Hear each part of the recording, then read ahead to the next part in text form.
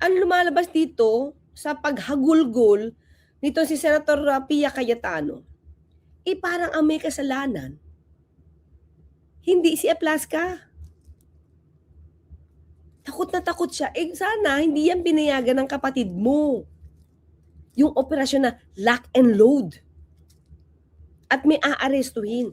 Alam yan lahat ng kapatid mo eh. Si Senator Alan ang nag-approve ng operasyon ni Aplaska na merong aarestuhin, mag-lock and load, lumabas sa Senado, buksan ang pinto, at mag-warning shot. Tapos ngayon, yung mga dating miyembro ng majority, definitely referring to the minority, hinahanapan niya pa ng kamusta kayo dyan?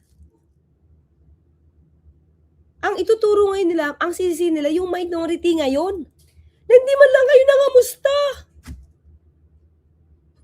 See? So ngayon, itong style na to mga ka-clear, pag nadinig ng taong bayan na hindi magiging mapanuri, ay oo nga, kawawa naman sila.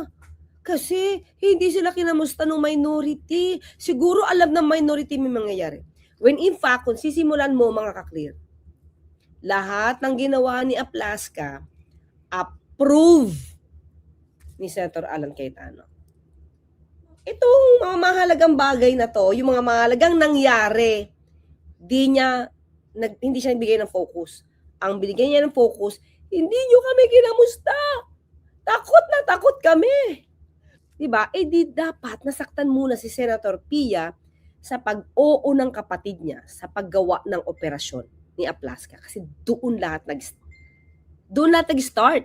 Instead, i-deal sa comment niya, deal kung ano ba ang naging papel ni Senator Cayetano sa pag-approve niya sa trabaho at operasyon ni Sergeant at Arms Aplaska.